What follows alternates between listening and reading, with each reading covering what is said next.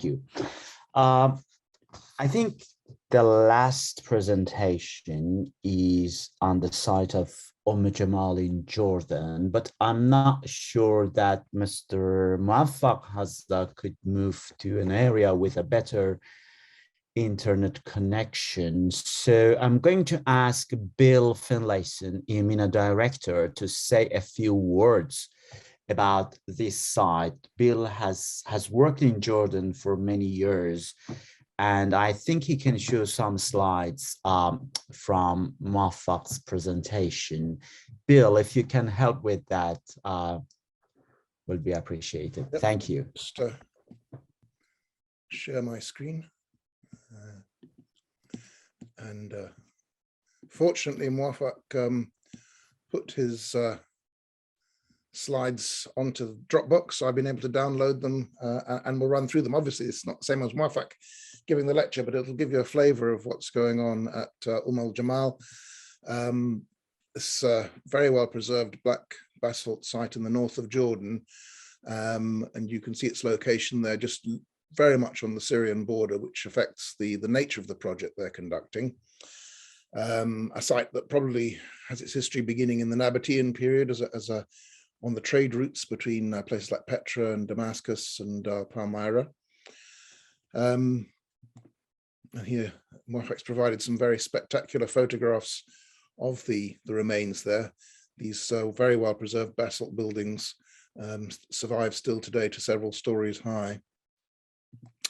And here you can see one of the very good examples of that. Still with staircases, aqueducts, and everything else going into the site. But one of the points that Muaffaq wanted to make was that part of the project, and this of course was Bert de Vries's project, and a very long process that he'd worked on, moving from just working with the archaeological ruins to work with the local people, looking at the potential local economic benefits and seeing the local people as much of an asset as the ruins themselves, in a place where, you know, they've been affected very much by the refugee crisis, but they've remained very resilient in the face of that. So the idea of the latest project was sustainable development, using cultural heritage, education to create job opportunities and economic job opportunities in the modern village. And the site occupied probably from about the 1st century AD to about the 8th century, and then largely abandoned for a while until Druze population moved in the early part of the 20th century, followed by Bedouin. But then, as the importance of the site was realized by the Department of Antiquities, they moved the modern population out of the site into this village that surrounds it today. And of course, you've all probably seen photographs of the refugee camps that are familiar sites in Jordan today.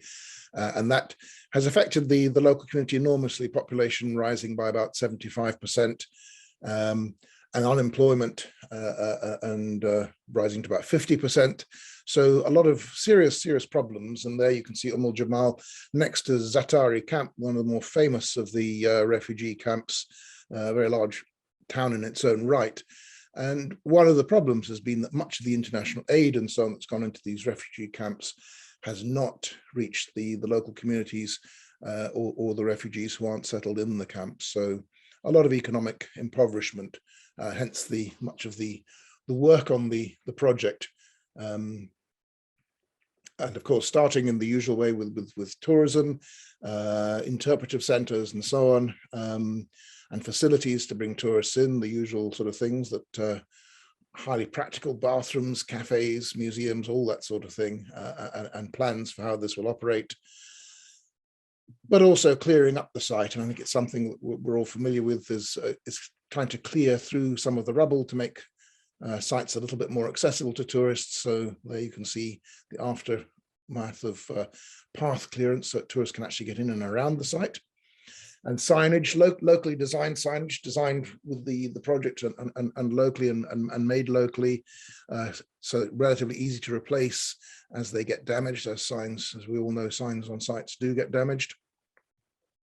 Providing a lot of information in a multilingual format, And one of the things that the project's trying to do, as indeed many others are now trying to do throughout the region, is to encourage local tourism, not just international tourism, which rises up and down depending on security and so on, but to encourage local tourism and local cultural heritage benefits. And there you see the address for the website of the Umm al-Jimal project. And hand in hand with this has been development of local economic opportunities. And I'm sure Muaffaq could tell you all about the many people involved in this. But you can see some of the work on site that's employed people here inside the reservoir, clearing it out with a plan to use this reservoir again for actual water, as an actual water resource, and bring it back into life. Cleaning up the site, the sort of normal projects that bring people into activity on archaeological sites being developed for tourism, but also providing a lot of skills training and so on for the local community. And going beyond the usual things, developing local crafts. And here you can see working on producing basalt grinding tools, highly functional things, not just decorative antiquities for sale, but actual useful, practical material that in many ways is a much more sustainable thing for purchase at tourist outlets, and particularly useful for the local market, which gets saturated obviously with normal tourist gifts. And here you can see that these are indeed very practical, functional tools that they're making. And of course, setting up luxury camping, food services and so on, all part of the program. So a full spectrum of activities planned and being brought into activity.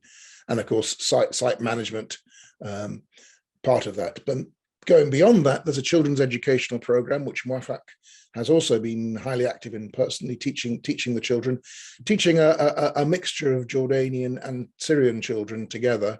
And here's one of the classes that he's taught, a grade 8 class in primary school, finishing their year with their certificates, and taking them on field trips to the site. Often something that's missing in many of these rural schools, where the curriculum doesn't often leave space for this sort of activity, leaving people a little bit unfamiliar with the ruins that can surround them, or that they can surround. So a very active and useful program of field trips for the students, both Syrian and Jordan, and bringing them into touch. And there you can see Bert de Vries in a typical posture, explaining the site to a group of visitors. I think that might be the last of his slides. Not quite. No, yes, we have a few slides on the local community today and the interesting characters who still live amongst the local community and work on the site, and the next generation coming up and previous generations. So I think we just have these people, and I'm sure Muaffaq could tell you more about them. But there you are, final slide now. The UNHCR tents that are a familiar sight throughout Jordan, with the many refugee communities now living there, and which have become quite a symbol of the current problems. But here at al-Jimal, hopefully a little bit of light being shed on the situation and on their host community. Thank you.